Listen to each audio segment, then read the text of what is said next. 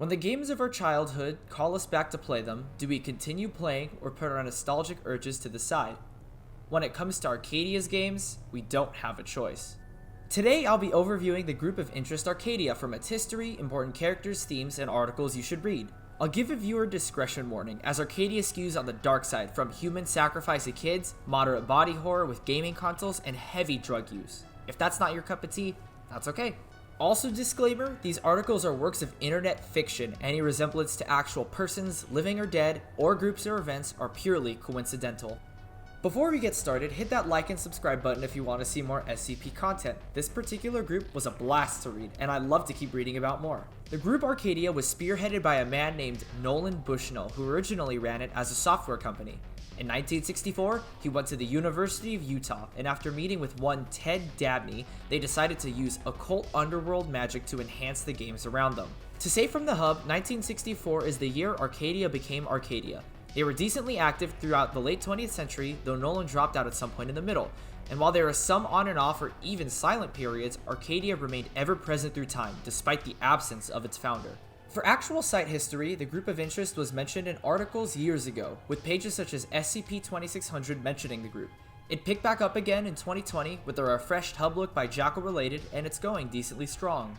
Like many groups of interest, its visual style is extremely distinct, even though it does have 10 million logos and a couple broken PNGs here and there. Funny enough, just like Arcadia itself, there were some periods of inactivity with a recent modern resurgence. As for the founder, who is Nolan Bushnell?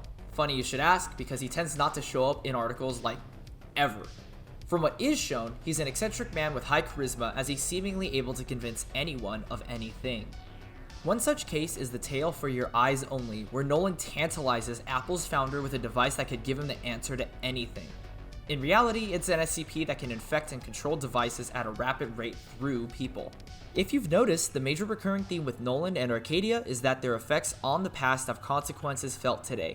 His horrible productions still plague and torture the minds and bodies he came across, and he seems to have just gotten away with it. Even when he does appear, it's really unsettling, such as the tale Diamonds Are Forever.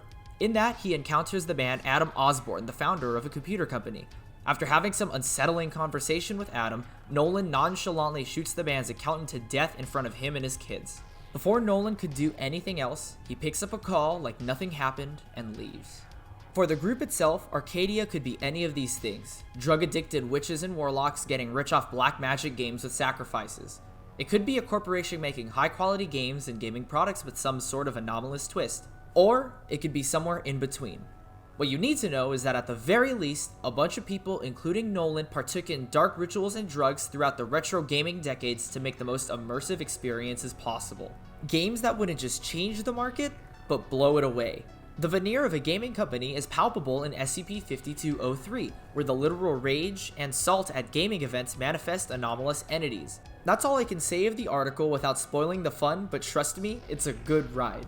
The thing to note here is that most of the articles go beyond retro game but scary. For example, the basic concept of SCP-4605 is that the ET and other cartridges that got dumped in New Mexico are a consciousness that reaches out via technology. They are containing something and starkly warn against some kind of extra-dimensional dealer, quote unquote, and thus are classed as thaumiel. One thing you'll notice about Arcadia is that 99% of all text references with the word are purple. That's because of the Arcadia effect, something that exists at the heart of all articles but never quite explained. I won't give away what it is exactly, but a piece of it is related to Arcadia's attempts at always giving you top immersion or nostalgia. Another theme with Arcadia is that it's really, really creepy. That's intentional, as the hub states that one should go for old school creep when writing about it. For example, SCP-5599 Fish Golf is data present on old gaming cartridges that cause users or even people aware of SCP-5599 to slowly lose their senses. As you read it, the article really degenerates as you, the reader, slowly lose your senses. So how does one start reading Arcadia? Well, before we begin, let me clarify some tales that only mention Arcadia in passing or slightly feature them. The tales Here I Come and Whack-A-Mole are in the Time After Time Password series, and Interviews with Prospective Groups of Interest is a short Lowell Foundation tale. SCP-5721 isn't really about Arcadia, but does have to do with gaming, and Danimals is a kind of crack fic within the canon On Guard 43. Here's where I think you should start with Arcadia. First, you can go right to the official group hub and check out some of the history and themes there. For SCPs, I recommend SCP-4605, SCP-5599, and SCP-5032. I've said what the first two are, but SCP-5032 is about a VR console set where the player literally fights one of Arcadia's critics. While that sounds tame, I'd read the article because it's very unsettling. For tales to really get the idea of Arcadia, I recommend My Father the Commodore trilogy, as well as A Cosmic Cycle. My Father the Commodore is a bit short, but gets the feeling of Arcadia down through horror and shows off how Nolan is an awful person. A Cosmic Cycle is a bunch of old Arcadia documents on Project Cosmos, mainly involving Alan Alcorn and the themes of stress, overwork, and an overall toxic work environment. For a slightly lighter tale, Do B. Wiley Reviews Gato. It's a tale of a person who reviews what appears to be a non-anomalous game and pays some price in trying to raise the stakes. Personally, I think it's a good group because it strikes hope for so many people, especially those fascinated with the retro game scene.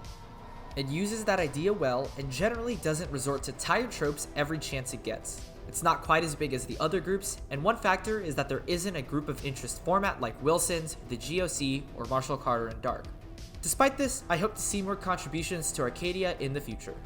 That's all I got for today. Thanks for watching, and leave a comment on what group, SCP, or story you'd like to see me cover next.